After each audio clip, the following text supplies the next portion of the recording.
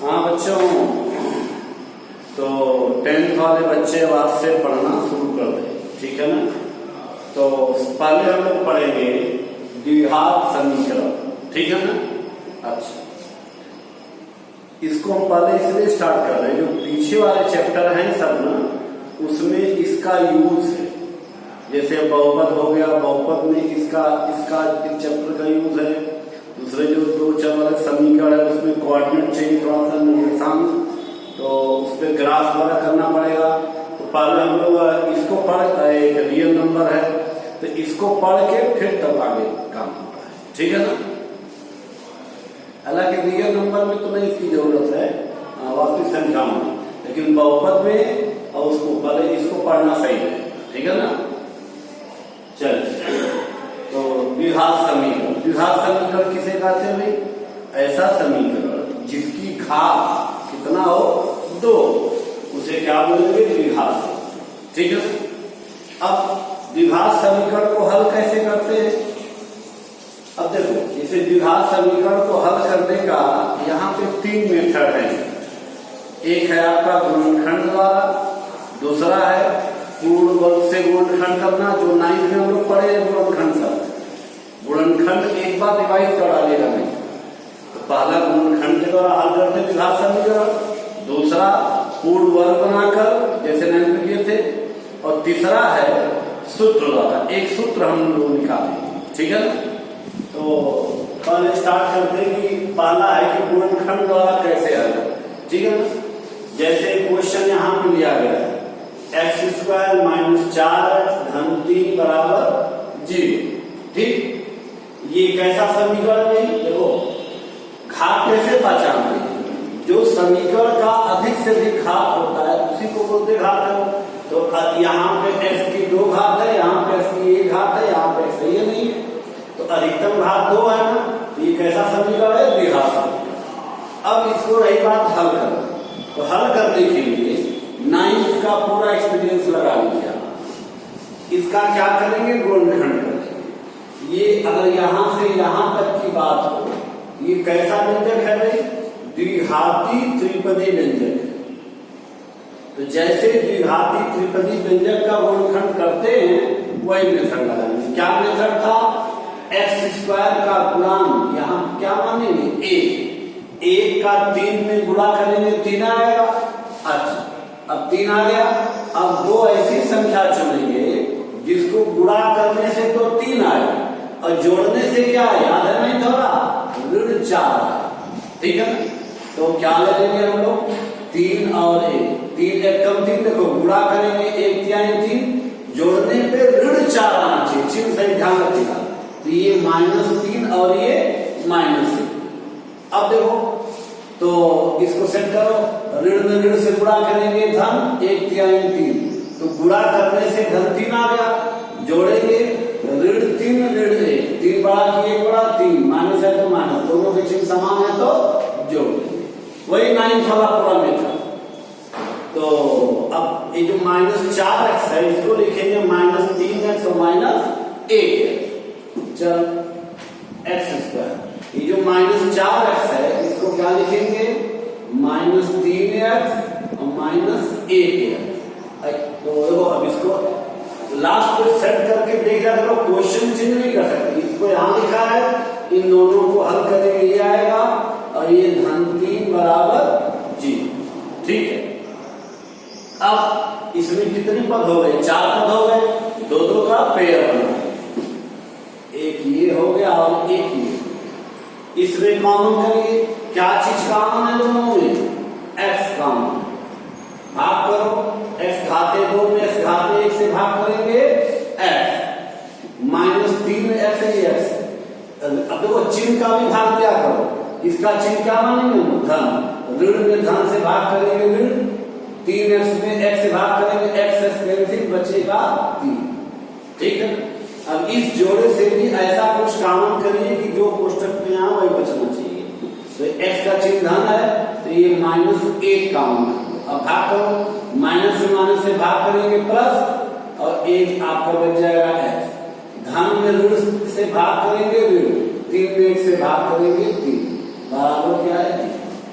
अब कितने पद मिले, एक पद ये और दूसरा ये, दो पद है, दोनों में ब्रैकेट एकदम सेम है तो ब्रैकेट तो कॉमन है, ब्रैकेट कॉमन हो गया। यहां भाग करेंगे ये बचेगा और इसमें भाग करेंगे -4 बचेगा बराबर। तो ये तो अभी तक तो ये 9th का गुणनखंड जैसे करते हैं। अब थोड़ा सा यहाँ पे इस चैप्टर की बात हो। अब देखो दो कोष्ठक के बीच में कौन सा निशान माना जाएगा, गुणे का, ठीक है। अच्छा अब जब गुणे का निशान है, अब इसका मीनिंग समझो, ये कोष्ठक गुणे ये कोष्ठक बराबर क्या है 0। इसका मतलब 0 तभी आएगा या तो ये कोष्ठक का मान 0 हो तो ये 0 ही 0, या तो ये कोष्ठक 0 होगा तो इतना में 0 का गुणा करेंगे 0 आएगा। चूंकि बराबर के बाद 0 है, या तो ये कोष्ठक का मान 0 होगा तब इसके गुणा होगा 0 आएगा, या तो इस कोष्ठक का मान 0 होगा तब इसका 0 गुणा होगा तो 0 आएगा। दोनों संभावना। अब आगे के काम के लिए अब यहां से दो रास्ते, चूंकि बराबर 0 है तो दोनों कोष्ठक में से कोई कोई का मान 0 जरूर। तो लिखेंगे हम लोग, जब जो पहला कोष्ठक है x-3 ये बराबर 0 तो x बराबर क्या होगा, पक्षांतर कर दो 3। और जब ये कोष्ठक 0 होगा x-1 बराबर, जब ये कोष्ठक का मान 0 होगा तो x बराबर, ठीक है। तो कहने का मतलब है कि जब ये 0 तभी होगा जब x बराबर 3 और ये कोष्ठक 0 तभी होगा जब x बराबर 1। तो कहने का मतलब है कि x का देखो दो हल मिल गया, ये एक हो गया x बराबर 1 और एक हो गया x बराबर 3, ठीक है ना। अब ये जो हल आया है इसके तमाम नाम दिए जाते हैं, इसको हल बोलो या इस समीकरण का शून्यक बोलो या इस समीकरण का मूल बोलो, जो भी नाम ले लो सब एक ही चीज। अच्छा लो यहां मैं इसको लिख दे रहा हूं, जैसे ये क्या चीज है, ये सब समीकरण का हल, या इसको क्या बोल सकते हैं, मूल भी बोल सकते हैं, इसी को मूल बोलते हैं, या बोलेंगे शून्यक। जो x का वैल्यू है इसको क्या बोलते हैं, शून्यक। शून्यक मतलब x का जो मान रखने से व्यंजक का मान रखने बताएंगे सब 0 आएगा। अच्छा अब देखो इसे समीकरण रहे तो हल हो गया, जो हल रहेगा वही क्या रहेगा, मूल। शून्यक मतलब जैसे ये समीकरण है इसमें शून्य क्या होता है, x का ऐसा मान जिसको रखने से मान शून्य हो। अब देखो जैसे x का मान 3 है तो 3 यहां इसमें रखेंगे, लो x² - 4 धन 3, ठीक है ना। तो अगर x का मान 3 रखते हैं तो 3 का वर्ग -4 गुणे 3 धन 3, 3 3 का 9 -3 4 का 12 और धन ये 3, 9 3 12 - 12 बराबर 0। तो चूंकि x बराबर 3 जब इसमें रखे हैं, यानी x बराबर 3 रखे तो मान शून्य आया है, इसलिए इस x बराबर 3 को क्या बोलेंगे, इस समीकरण का ये शून्य है। इसी प्रकार x बराबर 1 भी रख सकते हो, x² - 4x धन 3, x बराबर 1 रखो, 1 का वर्ग -4 1 धन 3, 1 ये -4 हो गया धन 3, 3 1 4 -4 बराबर 0। तो x बराबर 1 भी रखने पर शून्य आ रहा है, बोलेगी इसका x बराबर 1 इस समीकरण का क्या है, शून्य है, ठीक है ना। अच्छा तो ये शून्य क्या हो गया कहानी। अब ये जो हल आता है इसी का ध्यान, इसी को और क्या बोलते हैं, मूल भी रखते हैं, ठीक है। अब यहाँ एक चीज और देखो, हालांकि यहाँ तो समीकरण को हल करके ही आया है, x बराबर 3 रखे हैं तो इसका मान 0 आया है, इस पूरे का मान 0 आया है। तो आप ये भी बोल सकते हो कि जो अब जैसे x बराबर 3 रखने पे 0 आया है तो x ऋण 3 इस व्यंजक का एक क्या है, गुणनखंड है, ठीक है। ऐसे ही x बराबर 1 रखने पर भी शून्य आया है, तो x बराबर 1 रखने पर शून्य आया मतलब x ऋण 1, देखो इसका एक गुणनखंड है कि नहीं है, ठीक है।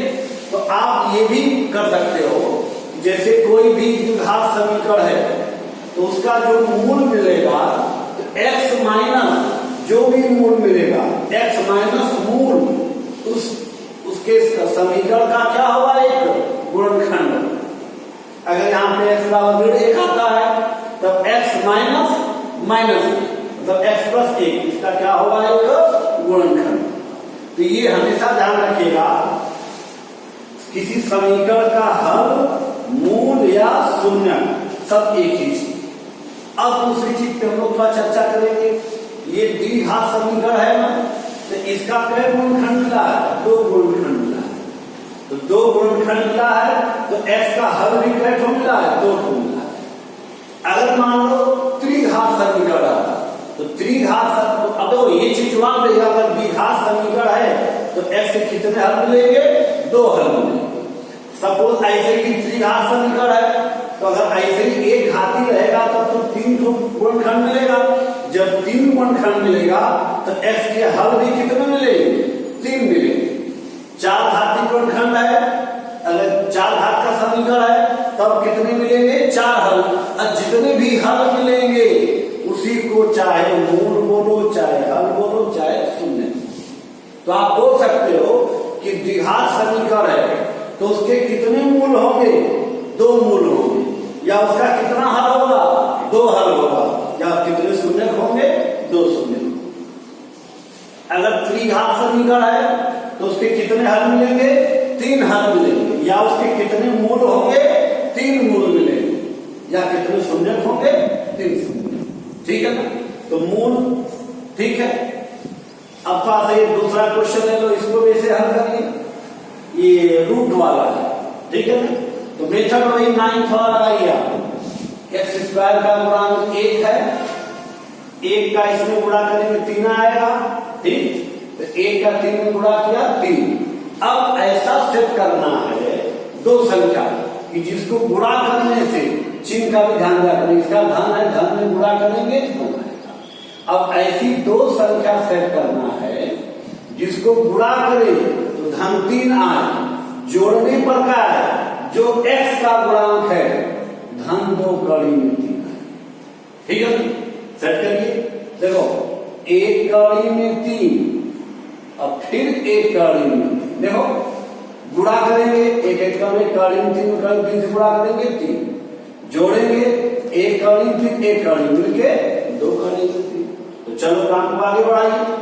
तो ये हो गया आपका एक्स स्क्वायर, इसके स्थान पे धन 2 कड़ी में 3x के स्थान पे क्या लिखेंगे, 1 कड़ी में 3x धन 1 कड़ी में 3। देखो चेक कर लो, इसको सॉल्व करेंगे यही मिलेगा, धन 3 बराबर, ठीक। अब 2 का जोड़ा कर लो, इस जोड़े से क्या कॉमन है, x, भाग करिए x धन, इसका भाग करेंगे x कैंसिल, बचेगा कड़ी में 3। अब इस जोड़े से भी ऐसा कुछ कॉमन करिए कि जो ब्रैकेट में यहां वही लाना चाहिए, धन की निशान मत भूलिए, धन। इसमें देखो 3 को बोल सकते हो आप, कड़ी में 3 गुणे कड़ी में 3, तो यहाँ पे कड़ी में 3 कॉमन कर लीजिए। अब वैसे भी यहाँ पहले x चाहिए तो x के साथ कड़ी में 3 लगा के इसको कॉमन करो, भाग करेंगे कैंसिल, बचेगा x।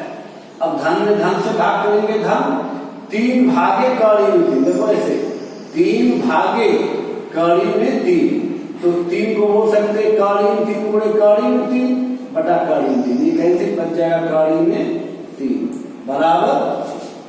अब इसमें 2 पद हो गए, कोष्टक सेम है, कॉमन है, x धन कड़ी में 3 कॉमन हो गया, भाग करेंगे ये बचेगा x और ये बचेगा कड़ी में 3 बराबर, ठीक है। अब फिर से वही, यहाँ पे गुणे का निशान है तो 2 रास्ते हैं आपका, इस रास्ते से x धन कड़ी में 3 बराबर 0, तो x बराबर माइनस कड़ी में, यहां पर भी ऐसे ही x धन कड़ी में 3 बराबर 0, तो x बराबर माइनस कड़ी। देखो यहाँ भी 2 हल मिला है, लेकिन दोनों हल या मूल क्या है, समान। अभी मूल का डिटेल पढ़ेंगे आप, संभवतः उसका नंबर कल आएगा। कल हम लोग मूल का, मूल मतलब वही हल, ध्यान रखिएगा, मूल का डिटेल पढ़ा जाएगा कल, तो ये हम लोग किस मेथड से हल किए, गुणनखंड बनाकर इसका मूल ज्ञात, ठीक है ना। अच्छा अब हम लोग करेंगे पूर्ण वर्ग बनाकर मूल ज्ञात या हल ज्ञात, ठीक है ना। ये समीकरण है, इसका पूर्ण वर्ग बनाएंगे, वही 9th वाला मेथड। तो सबसे पहला काम क्या करेंगे, जो एक्स स्क्वायर का जो गुणांक है ना, एक कर लो बेहतर है। हालांकि यहाँ पे 4 है, 4 भी 2 का वर्ग हो सकता है, उससे भी हल हो जाएगा, लेकिन प्रैक्टिस पे डालना कि जो 2 घात वाला रहता है उसका गुणांक हमेशा 1 रखते हैं, ठीक है ना। तो 1 कैसे होगा, ये 4 है ना, तो 4 को यहां से कम, या ऐसे बोलो कि दोनों पक्षों में 4 से भाग करो, ठीक है ना। ऐसे देखो 4/4 x square minus 3x/4 minus 1/4 0। तो दोनों जो भी एक्स स्क्वायर का गुणांक है उसी से दोनों पक्षों में क्या करो, भाग। ये हो जाएगा a x square minus 3/4 f minus 1/4 बराबर। अब इसका हम लोग पूर्ण वर्ग से गुणनखंड करेंगे। जिस मेथड से आज गुणनखंड कर रहे हैं, जब नेक्स्ट क्लास में हम लोग मूल का डिटेल पढ़ेंगे, इसी मेथड से जो सूत्र आता है x = -b + -b² - 4ac/2a, उस सूत्र का इसी मेथड से हम लोग डेरिवेशन करेंगे, ठीक है ना। ये मेथड ध्यान से एक बार देख लीजिए, बताएं वही 9th वाला मेथड लगाएंगे। चलो तो पूर्ण वर्ग करना है। पूर्ण वर्ग के लिए क्या क्या चाहिए भाई, ध्यान रखिएगा। जैसे a प्लस माइनस या प्लस लिख दो, a प्लस b का होल क्या चाहिए, या इसको पहला दूसरा करके जो भी लिखो, a का वर्ग धन b का वर्ग धन 2ab। अगर यहाँ माइनस है तो यहाँ पे क्या हो जाएगा, माइनस, ठीक है। अब हम ये मान के चल रहे हैं, आप लोग 10th में है, होल वर्ग का फार्मूला सबको याद, जैसा 9th में पढ़ाए थे। अगर पूर्ण वर्ग चाहिए उसके लिए कितना आइटम होना चाहिए, 3 आइटम। पहले का वर्ग धन दूसरे का वर्ग, फिर धन या ऋण दुगना गुणे पहला गुणे दूसरा। तो चलिए, तो सबसे पहले का वर्ग होगा ये तो वर्ग है, तो x का वर्ग, ये पहला मान, पहला क्या है x। जिस मेथड से हम कर रहे हैं ये मेथड ध्यान रखिएगा, ये आगे भी इसकी जरूरत पड़ेगी इंटरमीडिएट, इसी हमारे मेथड से ही पूर्ण वर्ग करिएगा। तो ये पहले का वर्ग मिल गया।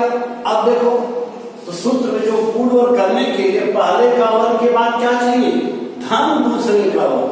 तो धन दूसरे का वर्ग कोई है क्या, पहली बात तो कोई धन नहीं, ठीक है ना। अच्छा तो आप यहीं पर रुक जाओ।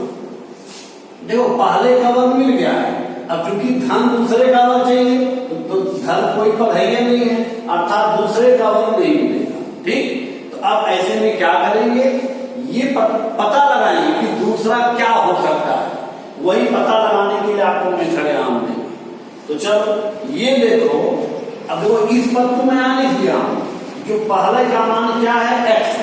पहला किसमें छुपा है, x इसमें है कि नहीं, इसमें x है क्या, नहीं।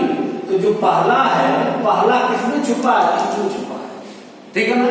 तो अब हम लोग क्या करेंगे, इसको बनाएंगे, इस पद को मान लेंगे कि दोनों के गुणनफल का दुगना है, मान के तब दूसरे का मान निकालेंगे। कैसे, ऐसे दुगना गुणे पहला गुणे दूसरा बराबर।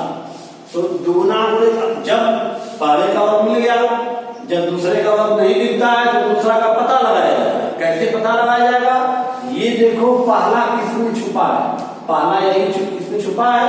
तो जिस पद में पहला छुपा हो उस पद को दुगना गुणे पहला गुणे दूसरा मान।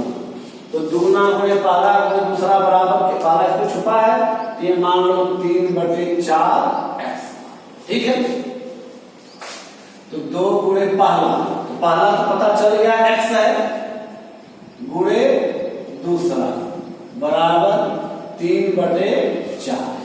अब पक्षांतर करके यहां से दूसरे का मान निकालेंगे, दूसरा बराबर 3/4 बटे 2x, एक्स एक्स कैंसिल, ये हो जाएगा 3 बटे, ये बटा 1 हो जाएगा तो 3 बटे 8, ठीक है ना। इसमें कोई दिक्कत नहीं है ना। अरे 3 बटे 4, 2 बटे 1 है, 1 बटा 2 होगा तो 3 बटे 8, ठीक। तो अब हम लोग को दूसरा का मान पता चल गया। दूसरा क्या है आपका 3 बटे 8 मालूम हो गया। तो चलो ठीक है, इस पद को आपने यहां लिख दिया। इसको क्या बनाया है, दुगना गुणे पहला गुणे दूसरा बनाया। तो इसको उसी फॉर्म लिखो, ये माइनस है तो माइनस, दुगना गुणे पहला, पहला क्या है x गुणे दूसरा। अब दूसरा पता चल चुका है, दूसरे का मान क्या है 3 बटे 8, 3 बटे 8। जब ऐसे रखेंगे ना, इसको अगर सॉल्व करेंगे एक क्वेश्चन मिलेगा। देखो 2 चौका 8, ये 4 जाएगा, 3 बटे 4 x, 3 बटे 4, यही है ना। कभी भी क्वेश्चन नहीं चेंज कर सकते। तो अब देखो माइनस दुगना, ये रहा पहला और ये रहा दूसरा। तो इसी चीज को हमने इस फॉर्म में लिखा। तो ये पहले का वर्ग मिल गया, माइनस दुगना गुणे पहला गुणे दूसरा हो गया। अब पूर्ण वर्ग के लिए और क्या चाहिए, तो पहले का वर्ग माइनस दुगना गुणे पहला गुणे दूसरा, धन दूसरे का वर्ग चाहिए ना। तो धन दूसरे वर्ग तो है नहीं। अब यहां अपनी मर्जी से लिख दे, धन दूसरे का वर्ग अपने मन से लिख दे रहे। तो दूसरा क्या है 3 बटे 8, 3 बटे 8 का वर्ग, ये दूसरे का। तो दूसरा का वर्ग क्वेश्चन में था नहीं, ये अपनी मर्जी से लिखे ना, गैर कानूनी काम है। तो जो धन किए हो उसी को क्या करो माइनस करो। तो जो धन दूसरे का वर्ग यही माइनस करो, माइनस। तो अब कोई गैर कानूनी काम तो है नहीं, जो धन किया है धन दूसरे वही क्या किया माइनस, कट जाएगा। कोई क्वेश्चन चिन्ह तो है, जो इसको यहां लिखा है, इस चीज को यहां लिखा है। अब ये अपनी मर्जी से धन किया तो धन दूसरे का, तो वही यहाँ पे माइनस भी कर दिया, तो कोई क्वेश्चन में आंसर नहीं होगा। ये लिखना बाकी, इसको लास्ट पे से माइनस बराबर। इसी मेथड से कल हम सिद्धाचार के सूत्र का नियमन करेंगे। मेथड ध्यान से सीखिए। अब देखिए, अब इसको होल बनाइए, पहले का वर्ग धन दूसरे का वर्ग माइनस दुगना गुणे ये पहला गुणे ये दूसरा। तो यहां से लेके यहां तक हम लोग क्या बोल सकते हैं, पहला ये माइनस 2 भी है, माइनस दूसरा। तो दूसरा के स्थान पे 3 बटे 8 का, तो यहां से यहां तक ये वर्ग हो गया माइनस। देखिए माइनस यहाँ है और कोष्टक के अंदर में अंतर हो जाएगा, अंदर रहेगा तब तो इसको आगे उधर हो जाएगा, ये बाहर है, ध्यान रखिएगा। तो यहां से यहां तक हो माइनस। अब 3 बटे 8 का वर्ग, तो 3 का वर्ग 9 और 8 का वर्ग 8 बटे 64, फिर ये माइनस 1 बटे 4 बराबर जी। चलो x माइनस 3 बटे 8 का वर्ग। अब इसमें से माइनस कॉमन कर, ठीक है ना। तो ये 9 बटे 64 और ये भी धन हो जाएगा 1 बटे 4 बराबर 0। माइनस दोनों से कॉमन कर। अब इसको थोड़ा सा हल कर लो।